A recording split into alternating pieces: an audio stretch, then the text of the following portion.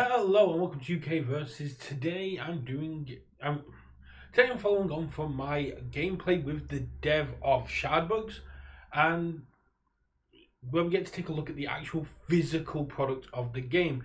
Shard Bugs has been nice enough to send me out a content creator kit to review the cards, take a look at the cards in person, and I just realised I forgot one of the really cool things.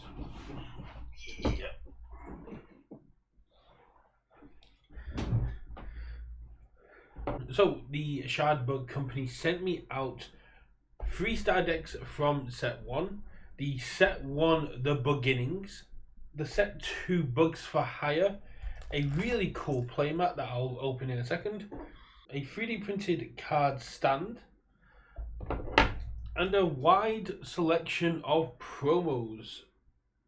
Wide selection of alternate art sort of promo cards, Cloth Moth,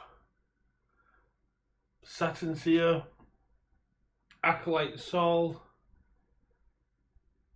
Beetle Warrior, Ant Warrior, and a Worm Warrior. These are really cool and a good example of neutral units, Sol units, and Lunar units. No Mars in there, but we'll get into Mars when we get into the Meteor Fall box. It also came with this very cool comic, which this is issue 2.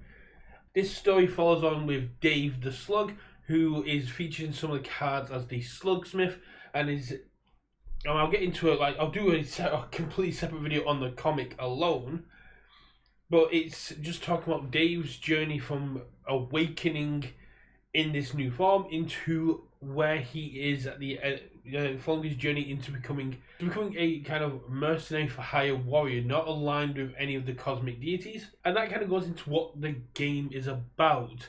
In this world, shards of the cosmic deities have awakened an evolution in insectoids, making them intelligent, progressing their culture, making them stronger, smarter. But as when you have anything with multiple deities, conflict arises between them, and that is what the crux of Shard Bugs is. You build a hive, you build a field of your bugs, bringing mercenaries for hire who do not have any alignment to any of the cosmic deities, and utilizing your Mars, Sol, Lunar, and whatever other factions come out. You utilize their devotion to your cosmic deity to win the game. You have to get up to 20 devotion. You can have your devotion reduced by your opponent attacking you, and also through other abilities. It is a really cool concept, and I've already got a couple of gameplay videos out. But for now, let's get into the products and let's talk a little bit about what we're getting from here. I'm going to break this down into multiple videos, so I'm going to stop here for the intro and move into looking at the individual products. But first of all, we need to take a look at this playmat, because this playmat looks absolutely amazing. So the playmat has its individual zones of play. We have the field, which is where your insects will come down. This is where your combat, devotion, abilities all kind of get activated. We have the hive. This is where once per turn this is where you can take one of your insectoids from your hand, put it into the hive, and utilize it for dust, either a colorless dust if it's a mercenary unit, or a devotion dust of the cosmic avatar that you are playing. If I have a Cloth Moth in here, I can exhaust it, and I can add 1 Sol dust, allow me to play other Sol units such as the Cloth Moth, as well as the colorless mercenary unit. We have our deck zone, we have our splat zone. The splat zone is where cards go when they are destroyed, when they are discarded, when they leave the field of play, when they are milled, when they just go from any zone to an out of play zone. That's the splat zone, and there are some very cool aspects for utility of cards getting splatted on the splat zone. And I do love the name of the splat zone, because that's kind of what happens with bugs in real life. When people mess about with them, they get splatted, they get swatted. It's a very cool aspect. Then we have the avatar zone. This is where your cosmic deity, object of your bug's devotion goes. They have some very cool abilities, they have some cool synergies that feed into what your deck needs to be doing, and the avatars thrown, as far as I have seen, doesn't really have any interactions. It feels sort of like other games where you have this uninteractable leader that just benefits your place, that benefits you through play, but doesn't get messed with. Your opponent cannot destroy your avatar, but your avatar can impact the way games are going down. Let's take a look at these pre-constructed theme decks. We have Luna, we have Sol, and we have Mars. Sol is your aggression. These are your low cost, low devotion units, but they're cheap. They come in and they bolster each other through having this swarm mentality. The more bees you have in your hive, the stronger the bees in your field become. The more ants you have in your field, the stronger your ants become. And the idea behind it is to bolster devotion. You play lots of small cards fast, so you want to be drawing more cards, and you want to be flooding your field with these ants and other insectoids that will be feeding into your devotion, and you want to just overwhelm your opponent in numbers. Luna is a bit more mid-rangey. You are going to be similar to Salt in that you're going to be getting units down quite quickly, but you have some high cost, high power units and some synergies from having a more controlled conservative playstyle, where you're looking more to control your opponent's rate of play whilst utilizing your own synergies, not having these huge swing impactful turns, but more just consistently playing strong insectoids that all do things and applying pressure to your opponent in a bit more of a slow fashion, whilst controlling their devotion with powerful aggro units. And then we have Mars. Mars is the control deck. It's kind of a bit awkward in the colouring because people who play TCGs see red, see aggro, see full throttle. The Shard Bugs went, no, we're going to take red and we're going to make it our control colour. We want red to be stop, slow down. It's a bit slower. It's more about controlling your opponent's board, controlling your opponent's devotion, synergizing with these long-term plans, and getting yourself in a position of, it's going to take me a lot longer to get there, but by doing this, I'm going to slowly and surely increase my resources, my state, while my opponent struggles to execute their game plan. I think it's really cool, very strong, but we can get more into that now when we take a look at the cards. Now let's start off with the deck that I played in my demo, the Lunar Tide Rise of the Moon. So let's take these away. We'll come back to them in a bit, and then let's get into Lunar Tide. So this is Cosmic Avatar Luna. Now there is some very cool things that happen with the Bug Shard cards. We'll break this down as we take a look at them. So the breakdown of a card is we have the ability and the rarity. So deck building in Shard Bugs is really cool because you have a 60 card minimum deck, and the rarity of the card indicates how many of them you can have. So if I take the Ribbon Leech, as we see here, Ribbon Leech isn't common. There is 5 bugs on the rarity. This means you can have up to 5 copies of this card in your deck, making it very intuitive as to, when deck building, how many copies of a card you can have. On top of that, we have the cost. This costs 1 Colorless and 2 Lunar Dust. This commits for 1 Devotion, so increase your overall score by 1.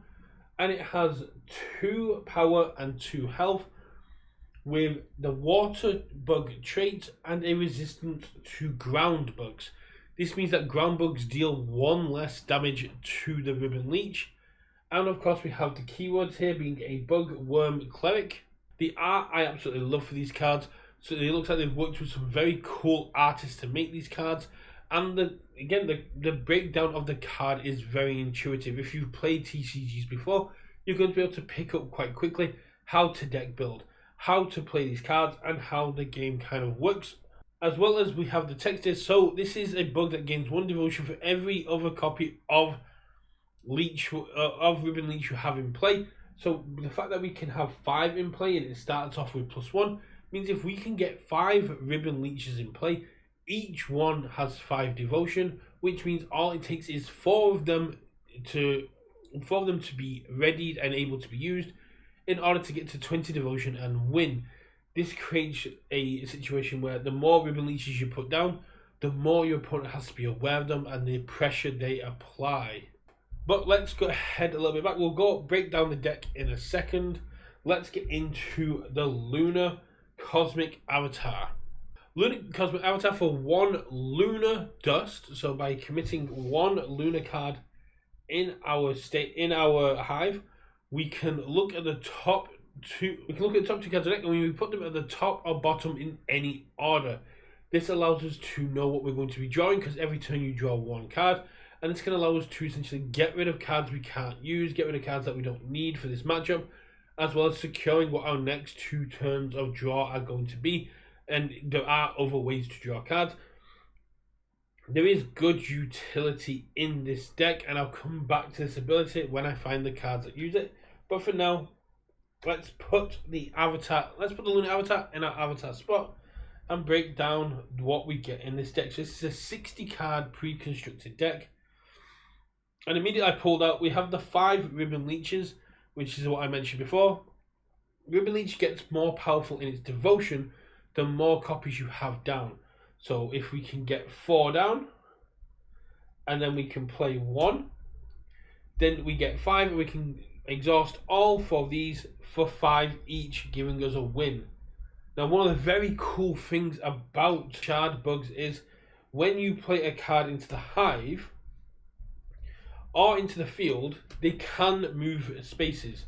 You can exhaust a unit in the field, bring it into your hive to be used as a resource next turn, or I could pay 3 from my hive to move this into play.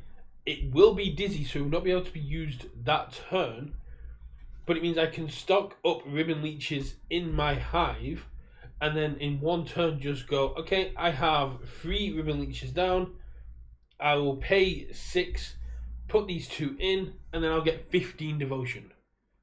It allows you to set up this big threat.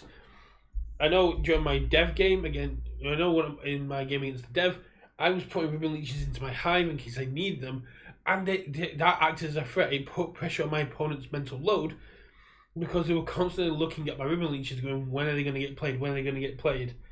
So that acted as a good sort of stress on the mental load, and factored into my control at play, knowing my opponent had to keep answers for threats I was presenting. Next we have 5 Cloth Moths. These are our Dust Dogs. This is a 1 lunar cost unit that just says commit, gain 1 lunar dust. So you pay 1 lunar dust to put it into play, and then every turn you get an additional resource from the field. This is a bit riskier than having it in the hive, because there's not many cards that interact with the hive. But if I have my Cloth Moth in field, my opponents can utilize units with focus to force them into a fight, meaning my Cloth Moths are a bit more susceptible to cards that target with damage that can pull focus, making it riskier, but allow me to kind of double up on my resources in the early game. And utilizing 5 of these means that consistently you are going to see them. Cloth Moth is what I started off with in the demo, and it's a very powerful card. Next we have the Bomber Botfly. Although you can have 5 in your deck, there is only 3 in this pre-constructed deck, which again shows you don't have to hit the max quantity. You can play a little bit more conservatively. Bomber Botfly says when this card is splat, you may draw a card.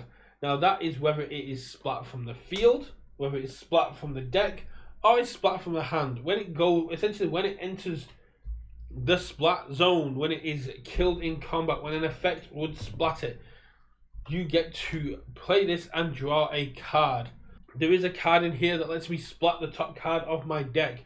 So using Luna, if I can put this into the top of my deck, I can then utilize the cards that splat from the top of my deck and draw additional cards. Drawing cards when you're playing mid-range and control is very powerful. Next we have the Mother of Prepared Flame.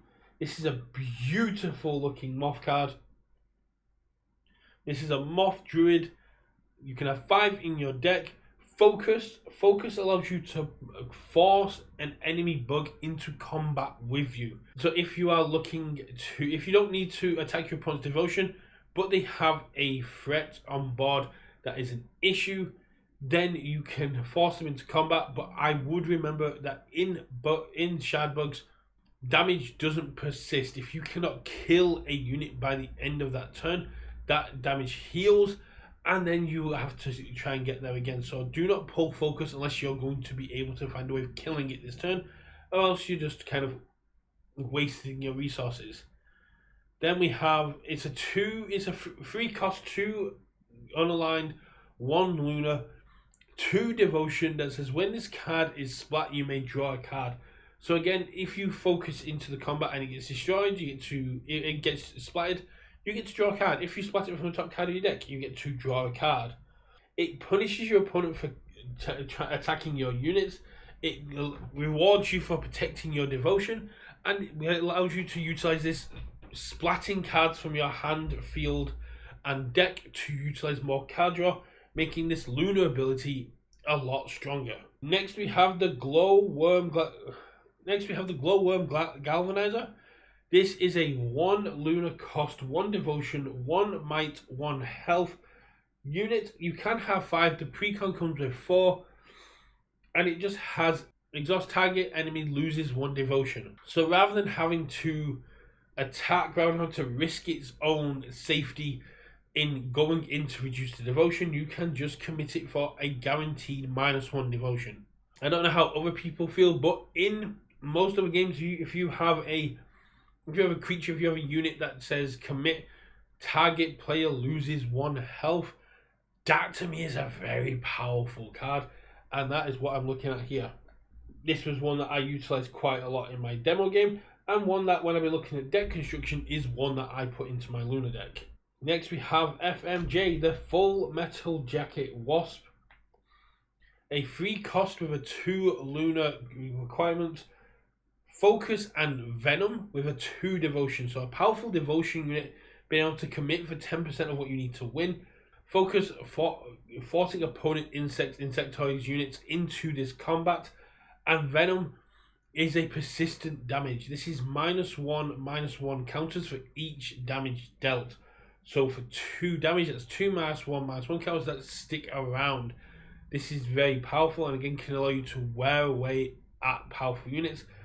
And it's a great way to deal with the characters of like Sol, who will get persistently stronger the more units that are down. If you can remove the additional units, then the one that has the -1/-1 tokens will get weaker and weaker, and you can hit that threshold of getting them where they're -1, when they get to the minus, and they just die because you've taken care of the infestation of units. Subtrading Spit Knight, a 5/5 in the deck, a 2 cost with a 1 lunar requirement, 2 devotion. When this card is splat, target enemy splats a card from their hand. So if you splat this from the field, if you splat this from your hand, if you splat this from the deck zone, if this card is destroyed or splatted, then you get to say to your opponent, you have to lose a card from your hand. That is a very powerful ability, especially a 2 devotion unit that's going to be applying pressure to your opponent. It's quite weak, so if I want to get cards out my opponent's hands, and again, we're only drawing 1 card per turn, so this can apply a lot of pressure to your opponent and put them on edge, and is just an overall great unit. There's some great utility in the units of these rarities, and we haven't even hit the higher rarity stuff. Black Ranger Ants is a 1 devotion. Black Ranger Ants is a 1 devotion 3 cost card with a lunar requirement, a 3 attack, 1 health. When this bug is played from your hand, splat a random card in target enemy's hand. So this means when you play it, an enemy is going to lose a random card in the hand, but this 3 damage applies a lot of pressure. I haven't really talked about that, and that's my mistake. when we look at the Moth, we look at Full Metal Jacket, they have 2 damage, a lot of them have 1, this one has 3. When you attack your opponent, the amount of devotion they lose if they let it through is equal to the attack damage. So this unit grants me 1 devotion, but if it hits my opponent during an attack, they lose 3 devotion. And I have to make that choice during the game. Once I've attacked, my turn is essentially over. So I need to decide if this is going to be a defending unit, a devotion unit, or an attacking unit during my turn. If I keep it ready, after attacks, then it's a defending unit. If I commit it for devotion before attacks, it's a devotion unit. And then when I declare attacks, if I turn it sideways, I'm making it into an attack unit. Which losing 3 devotion is a fair amount. You're talking less than 1/7 of the total amount needed to win. That is a huge amount, and especially if you're keeping your opponent if this allows you to put your opponent back into single-digit devotion. We have 2 Great Earth Eaters. This is a 4 cost with a 2 lunar requirement. Only 1 devotion for this high cost, but that is because this is a 3 health, 6 power unit that has Stomp. Stomp is very cool. Stomp is a carry-over mechanic. Now, in this game, you can block a bug with any number of bugs you want. Stomp says they need to do this. You cannot chump block a Stomper. If you use a 1 health ant to go up against the Great Earth Eater, you're still going to take 5 devotion. This is saying to your opponent, you need to throw all your resources at this card, or you're going to be going down a lot of devotion every single turn. The only time I'm turning this sideways for devotion is if you have no devotion, or if I'm going to win. Outside of that, I'm going to be using this to defend, and I'm going to be using it to punch you in the face for a bunch of damage. Moving on to one of my favourite cards, the Bobbit Leviathan. This is a 5 cost unit with a 2 lunar, 2 devotion on commit, 4 health, 6 aggro, earth resistant. After this bug is blocked by a unit with swimming, it gains 3 damage, and it's an aggro unit. This means it enters in not dizzy. This unit can immediately swing the moment it's played, and again, being 6 in attack strength, can turn the tide of a game. A game you are about to lose, a game where your opponent is on almost 20 devotion. You drop this either from your hive into the game area or from your hand, and you just whack them in the face for 6 devotion, forcing them to either use their blocking units to stop you or just going down in devotion. And that is what the control aspect of this deck is. You set up resources early, using your cloth moths, using your hive, using your splat and draw power to secure. You hunt down these big units that are going to apply pressure to your opponent, and you get them out as quickly as you can to control what their devotion output is going to be. You can have 3 of these in the deck, and this is limited to 2. The last one is the Diving Hell Sentry, a 2 cost 3 health venom unit with 0 devotion. This is a unaligned mercenary unit, similar to the Bomber Botfly. Doesn't commit for any devotion because it's a mercenary, but with this venom, giving 2 -1/-1 counters to anything it hits makes it a great defensive or offensive unit to attack your opponent's devotion and protect yours. Let's move on to our support, artifacts, and actions.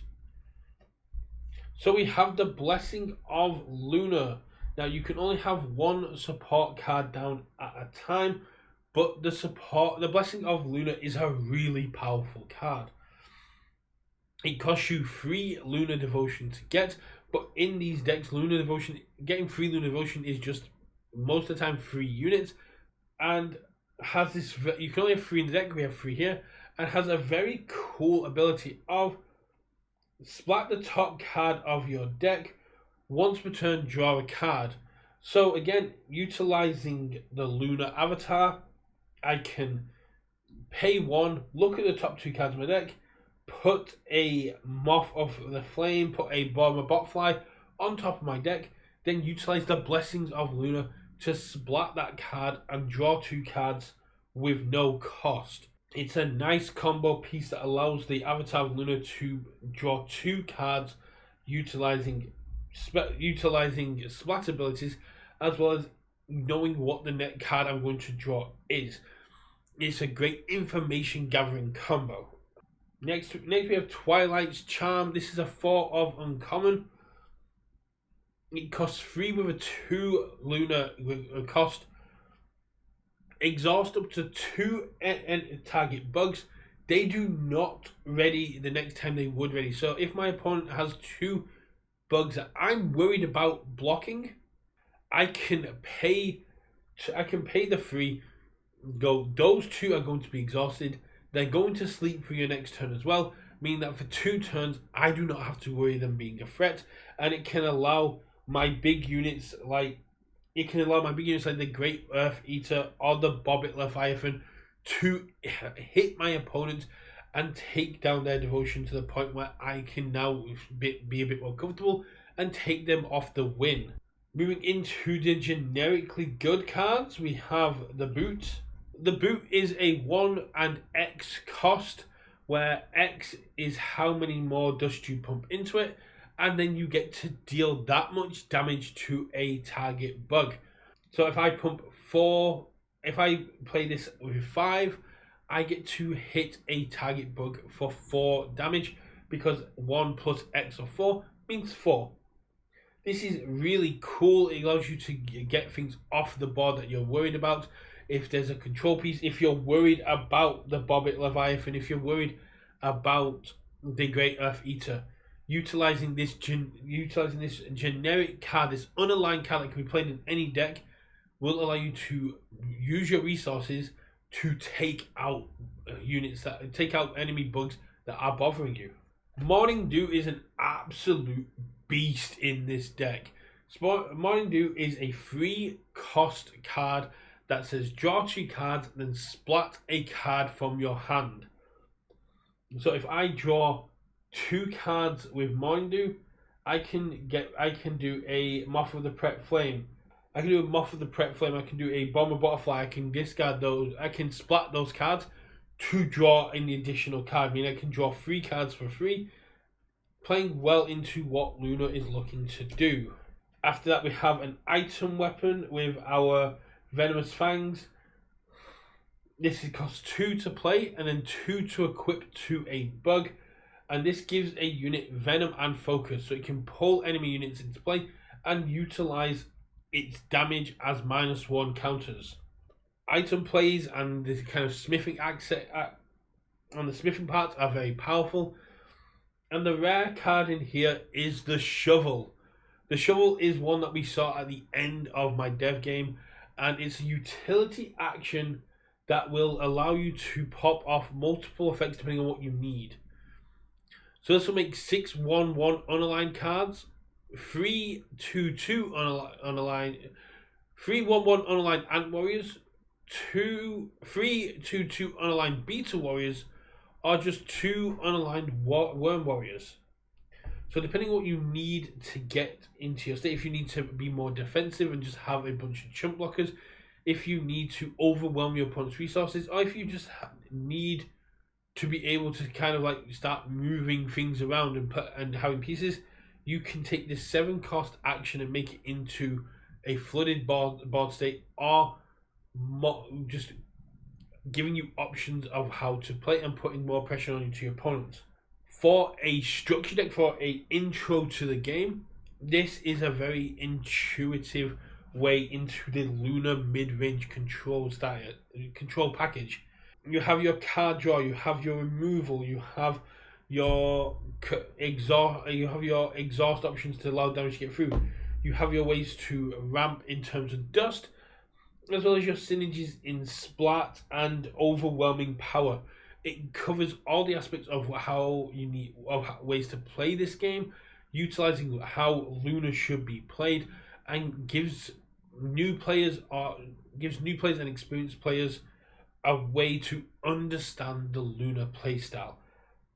I've come into this game and immediately kind of resonated with Lunar, and I had a lot of fun playing this deck, and I'm looking forward to getting more games in and sleeving this up to play even more.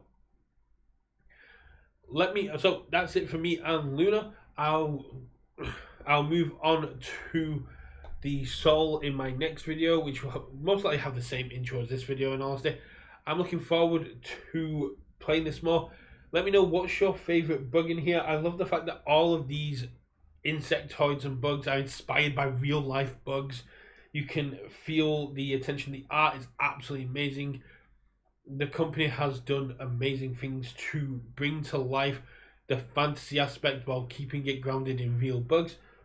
And the gameplay is really interesting. I'm really excited to see how this game grows, because what they're doing is really cool. They're taking the best aspects of other TCGs, of other games out there, and they're bringing it together in their own unique way to make this game.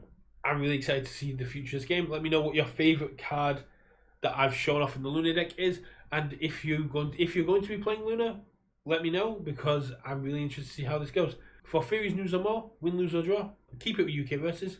Bye.